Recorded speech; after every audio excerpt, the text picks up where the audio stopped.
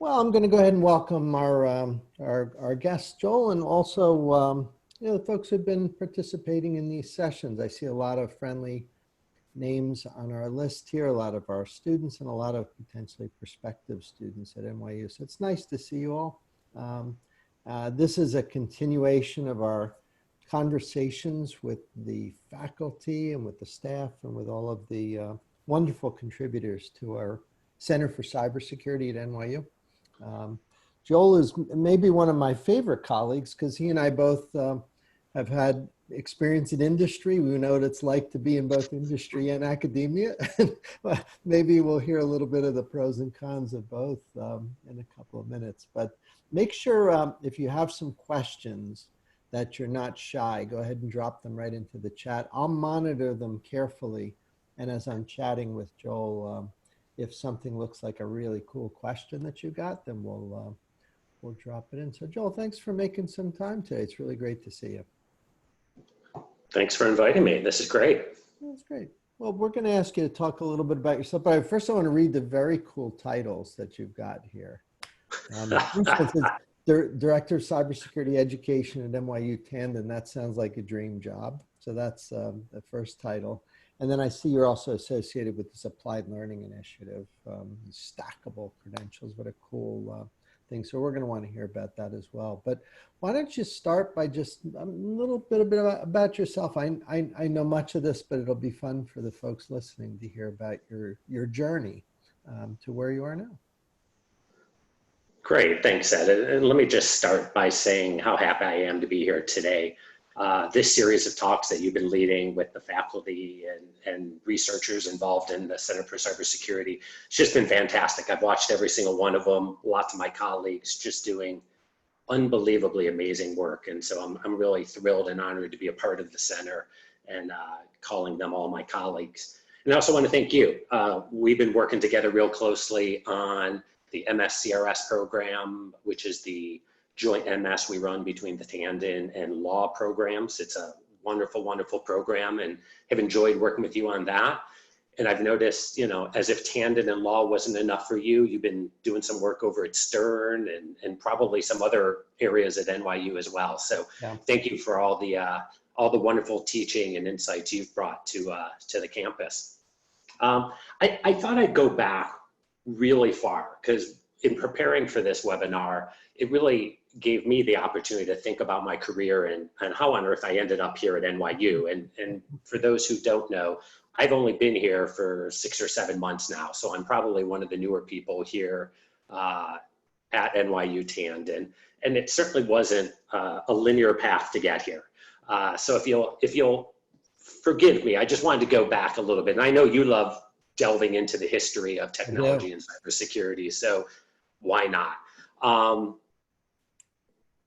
When I think back as a little kid even, I like to break things. I just like to break things. I don't know why. And what I've realized later in life is really good engineers, they like to break things, understand how it all works, and then build it up or build something new out of it. I lost that second half. I would just like to break things. And that was sort of my MO for education and life at an early stage. When I was in middle school, high school, programming was really just beginning, like literally basic programming in the basic language, which many people on this call probably don't know anything about, but it was what like us peons did very early in the days of programming. And I just fell into it. I got to take one class in high school. That was all we ever offered. I was totally jazzed by it. I thought programming was pretty cool. I saved up all my money. I went out, I bought an Apple IIc. It was awesome. Orange monochrome screen and I don't know, all of like 32K of RAM or something like that.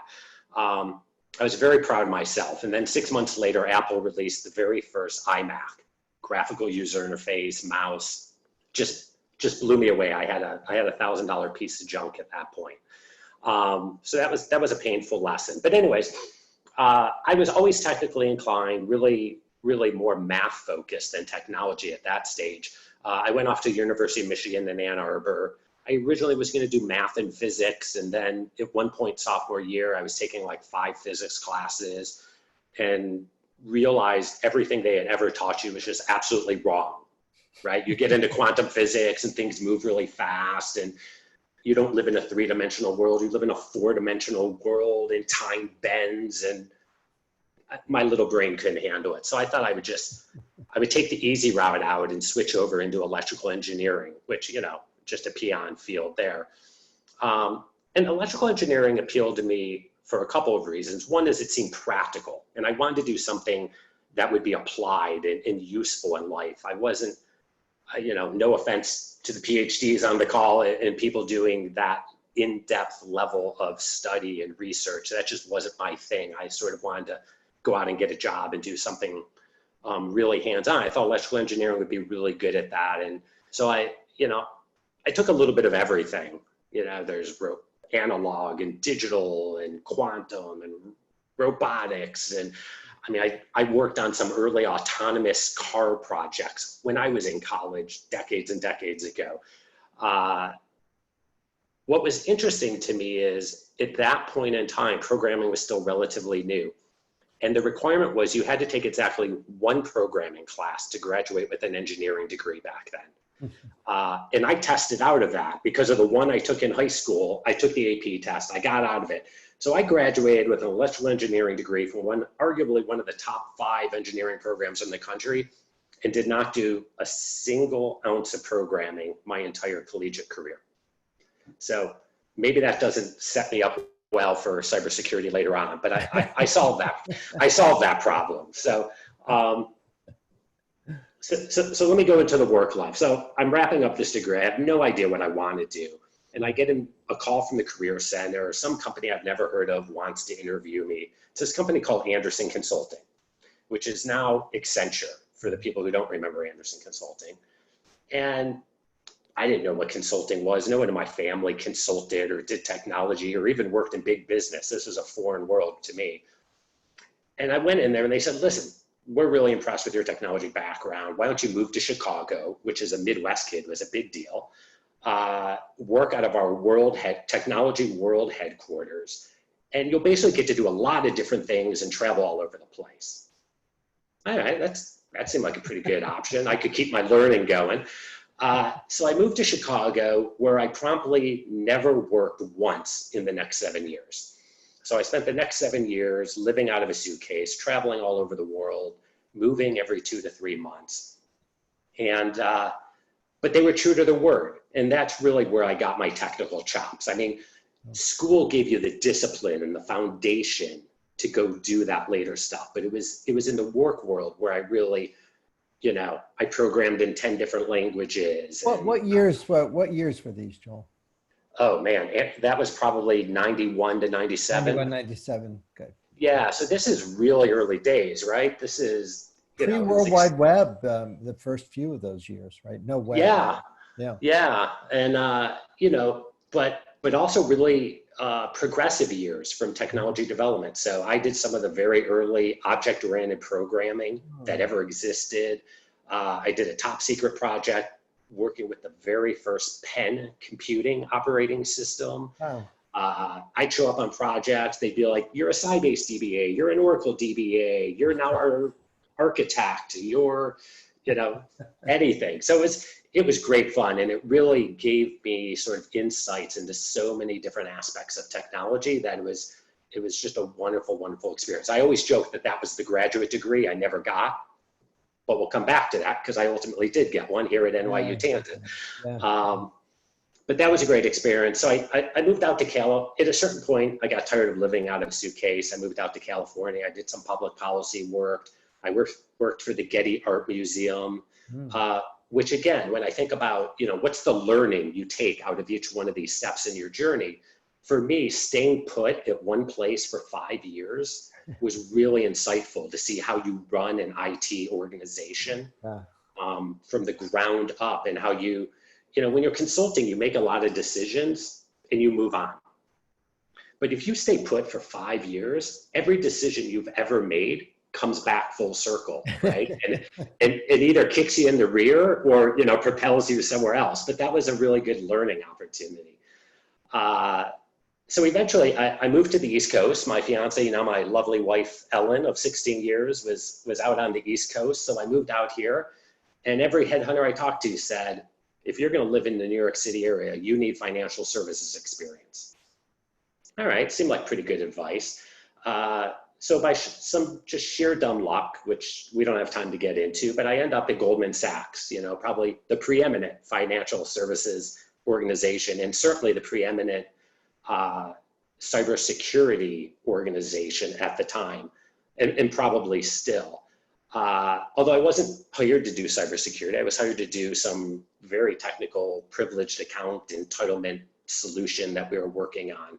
But I very quickly got diverted into working on Sarbanes-Oxley. This was right when the Sarbanes-Oxley Act came out, and Section 404, and a lot of technology, people getting into internal controls and how do we use technology to automate those controls. It was really a great platform to learn different areas of the business, learn risk from an enterprise perspective, right? Not just a single group, but working with the audit function, the compliance function, the regulators, all the finance folks. So really a great introduction there. I was working with our technology risk organization, eventually sort of moved in and focused a little more on core cyber stuff. So I became the head of our GRC group. I faced off with a lot of regulators, did a lot of metrics and measurement and executive level reporting. I had a front row seat to the financial crisis of 2008, which was obviously interesting times for everyone, but particularly inside a financial services organization. We actually formed a relatively small New York state chartered bank inside of the broader investment bank. And I was the first CISO for that, right when we switched being regulated by the SEC to the Fed. So again, amazing learning experience trying to get up to speed on the fly with all of the different Fed guidelines and regulations and technology aspects. And then I did something really interesting, and this also is a good learning experience and has served me well, I think, is at a certain point, I left our cybersecurity group and I went and became the risk officer for one of our lines of business. So now I sat on the other side of the table from all my friends in our core technology risk organization, which was great fun because I got to make a lot of demands of things that I needed out of them in order to manage risk in my line of business. But it also really showed me what it's like to be on the other side. And if you have a security organization that's constantly blocking and saying no to things and preventing you from doing things, that's not a message that's well received by the business, right? It's nice to let the restaurant critic go back in the kitchen and make some meals sometime. Great one. So yeah, GS was a great opportunity. It was actually at Goldman Sachs where I ended up coming back to school. We started up what is now called the Cyber Fellows program, but back then was essentially the online Masters in Cybersecurity program, which I was able to do part-time. I had a young kid at home. I figured I'm up at night anyways. I might as well get some education out of this. Thought I'd watch a couple lectures, someone like you be really entertaining, and they would just hand me a degree. Turns out it's actually a really in-depth degree, very technical, a lot of late nights hacking away at things. It was truly a learning experience, but a great opportunity. Yeah. So I eventually left Goldman. I spent a little bit of time at TD Bank, TD Securities, and now, like I said, just in the last 7-8 months now here at NYU Tandon, involved in so many different programs and activities. It's really just been a wonderful experience. It's good that you went so far back and carried forward, because I like the idea of that as sort of an on-ramp to this idea that I've heard you talk about and that I know pervades our program. And that's lifelong kind of learning. Like instead of, like you and I are part of a generation where you went to school, you did your 4 years, and then that was it. That was like, welcome, you're done. But I think we've learned, like you and I have adapted. I'm curious what your thoughts are. Do you think we're at a point now where that concept of going to college and that's the end of your learning is just completely outdated, and you need almost like a learning plan for your life. Does that make sense? Listen, you're preaching to the choir here, right? I absolutely believe that. Although I don't know how regimented it was even for us. It might have looked that way on paper, but I mean, look at the path I just described, right? That wasn't a one-stop learning. And after college, I just took this linear path and just kept going up in the same career at the same company. Mm. I've always believed in ongoing learning, and I know some of the choices I made and the changes I made. Listen, coming to NYU was not sort of a natural progression, if you will. I guess the way I always looked at it is, if in making a move you feel like there's a learning opportunity and it's going to increase your knowledge base and your perspective, and you can take that away, then that's probably a risk worth taking. And so I always encourage friends and younger people that I mentor to not get blinded on, what's the right decision. It's a risk management decision. But I think if you feel like you're going to take some really good concrete learning away from it, it's worth the risk. But I also think the other thing that's changed now is, particularly in cybersecurity, right, is we need to increase the pipeline. We just can't get enough people into this field. And if we're only going to hire people from top schools coming out with comp sci and engineering degrees, we're never going to get out of this, right? This is a multidisciplinary field. And anyone who's worked in a large organization knows it's not a purely technical discipline, particularly as you move up. And so we need to build that pipe. And we've done great things at NYU, right? We have something called the Bridge Program, where we bring people with non-STEM technology backgrounds and we give them a chance, right? We get them trained up on the basics that they would need to go get a master's in cybersecurity. And it gives them a chance to try it out, see if they like it, see if they have the aptitude for it. It's programs like that where we need to get more and more and more people trained up on cybersecurity, because it impacts all of us. Well, what was your experience kind of going from a work environment where it was rigorous? You mentioned, a couple of years you barely saw Chicago, so it's not like being in industry is easy, that's for sure. But going from that to maybe, sitting and taking exams again, and what was that? Because I know there's a lot of people listening now. We have a nice group of folks here who are participating here with us. Some mulling over the idea of maybe going and getting a master's degree, but thinking, oh my gosh, I'm 40 years old or I'm 50 years old, and there's no way I could take an exam. I'd be too nervous. Well, what was your experience kind of making that transition back into academia? Yeah, I loved it. Who cares about the exams? I mean, quite frankly, who cares about your grades? I mean, your graduate school grades matter even less than your undergraduate grades, right? And I know plenty of people who barely got through undergrad and have done amazing things in their life. You go back to graduate school for the learning, right? And for me, when you're in the workplace, you've got to show a certain level of intelligence and leadership. And you don't always get to go back like you do in a school setting and just ask all those quote unquote stupid, nitty little questions that you would have loved to have asked in the middle of that big business meeting, but you couldn't. So I found going back to school liberating. For me, it was really, really fun.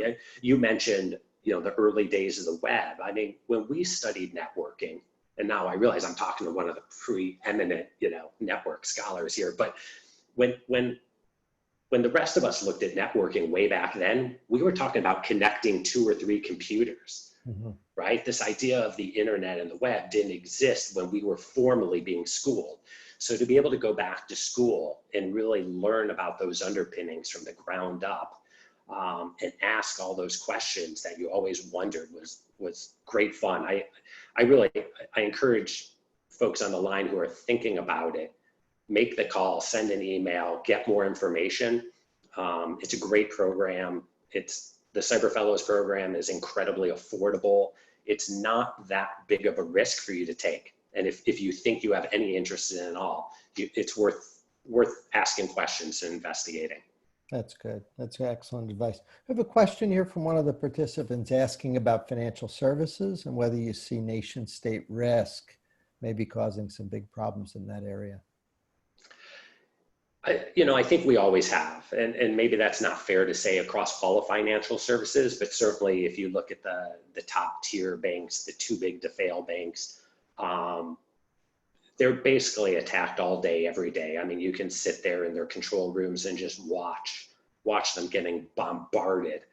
Uh, so that is very, very real.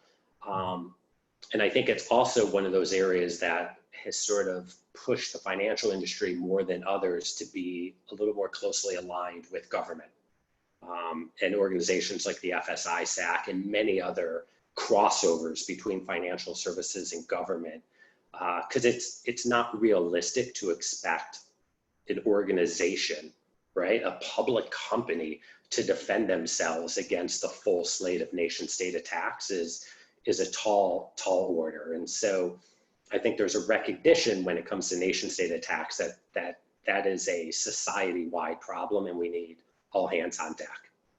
It's funny when you say the banks are being bombarded. You and I have, walked in and out of those types of demos all the time. You'll visit the SOC and you see.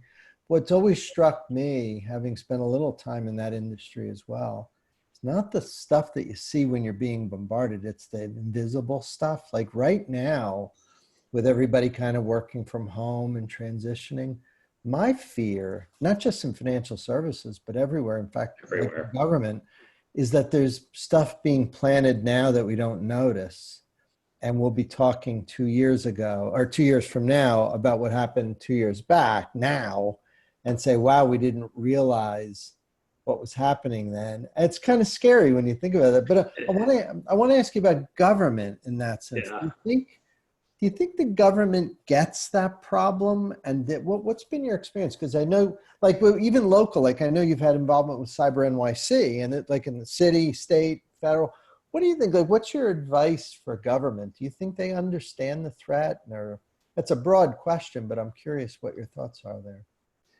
Yeah, listen, I think they understand the threat. I mean, obviously not everyone, not newly elected officials all the time, but the people who are focused on cybersecurity in government organizations, both locally as well, up to the national level, I do think they get it. It's just an incredibly daunting task. And you and I know this, and we've had some conversations. My wife and I always joke, cybersecurity is an amazingly interesting, fascinating field, but it can get depressing sometimes because, we're working on an insecure playing field, right? I mean, listen, kudos to Vint Cerf and the other early architects of the internet to think that we just went through this pandemic and we saw the uptick we saw in the volume and traffic. And I don't know about other people on this call, but for the most part, the internet seems to be working. I'm not really having any major problems. And so kudos to all of them.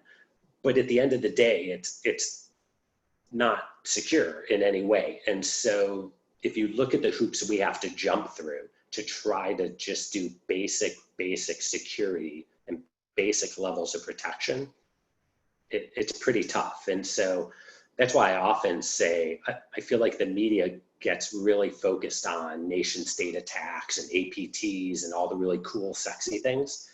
But at the end of the day, for most organizations, they just need to figure out a way to do the really basic blocking and tackling that's required, right? Patching windows, understand their asset inventories, establishing the right policies and standards. They can get to sort of a baseline level of security with just those basics. Mm-hmm. And then they just have to hope that the nation states aren't interested in them and they go pick on someone else. We have a question here from someone asking basically the reverse question I asked you earlier about going from business to academia. And this is a first-year MS student asking about, how do you get into financial services? How do you get a job at a great place like Goldman Sachs and maybe do cybersecurity over there? Like what career advice would you have for someone who might be interested in that sector? Yeah, well, for starters, if you're getting your degree here at NYU, strong work. And I say that jokingly, but in all seriousness, we have very close industry partnerships here at Tandon. We actually have an advisory board of 30 of some of the most leading CISOs and companies in the greater New York City I think area. Phil Venables from Goldman is on that advisory board, right? I'm pretty He's sure. on that advisory board. He's also on the Tandon board of trustees. Right. But every one of them will tell you they're all on a hunt for talent, right? They cannot hire enough good, qualified cybersecurity people. And they know that anyone coming out of Tandon fits the bill. I mean, they have to figure out what that person wants to do and what's the right role and what group to put them in.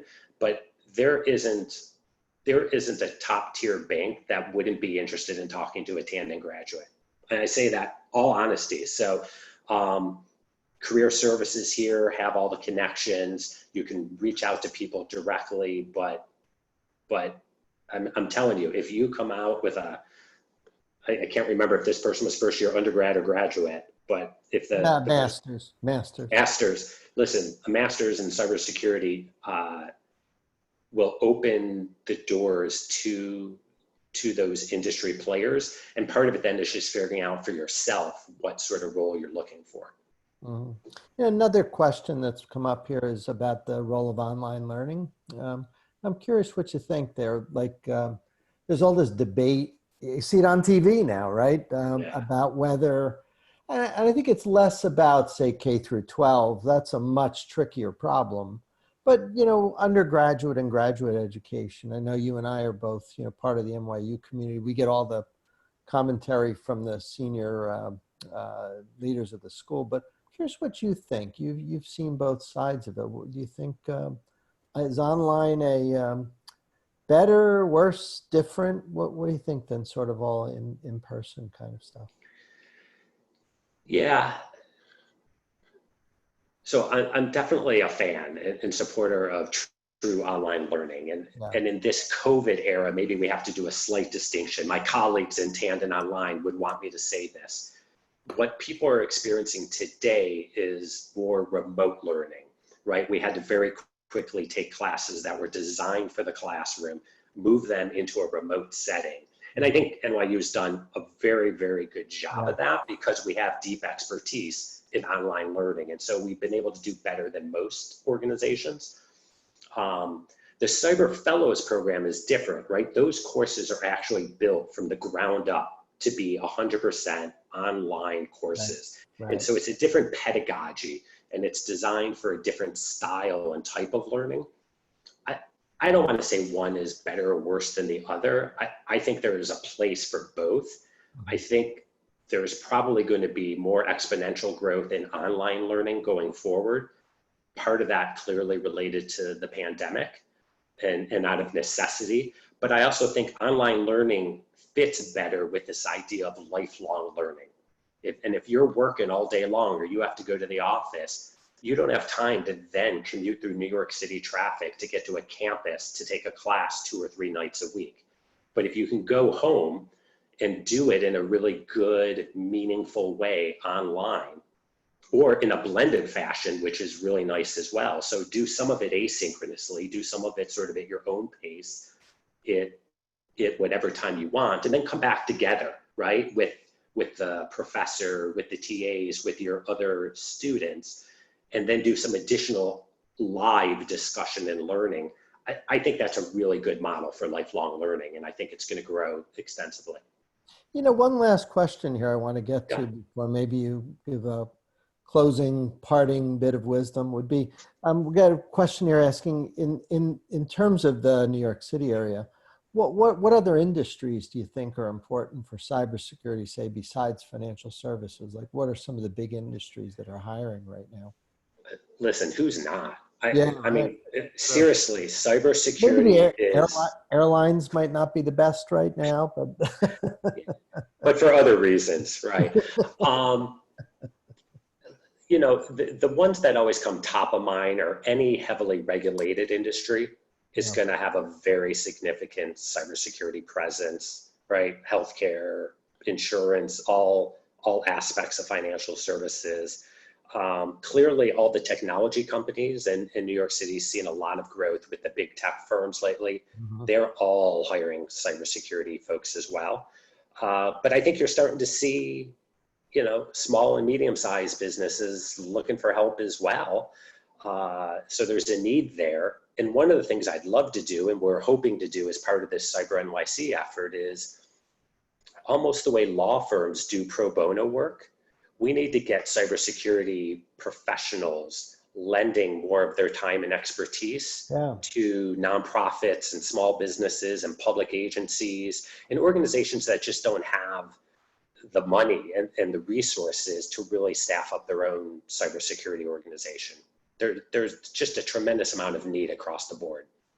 It's a good point, and something I certainly do resonate with. So, Joel, first of all, on behalf of the whole group here, I want to thank you for sharing so much of your background, your wisdom. I'm going to give you a chance to maybe give a little parting, bit of advice to the group here. But before you do, I want to thank everybody for all the great questions. Didn't get to all of them. Some of them were a little more about cloud and other things that are just, looks like a nice discussion going on here. But by all means, let us know if there's anything that we can help any of the folks listening in on. But Joel, any parting words for the group? Yeah. Boy, it's hard to narrow it down to one.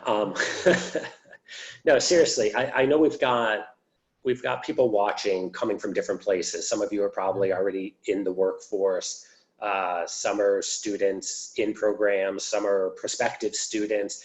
And all I would say is sort of where we started, right? Lifelong learning is the way to go. And I think maybe even more so in cybersecurity, because what we were doing 5 years ago, we're not doing today. And what the attackers were doing 12 months ago or 6 months ago, they're doing something else tomorrow. And this ability to keep on learning, whether it be through formal academic programs, whether it be through one-off classes, whether it be through any form, I think keep that questioning and that curiosity and keep looking for those learning opportunities.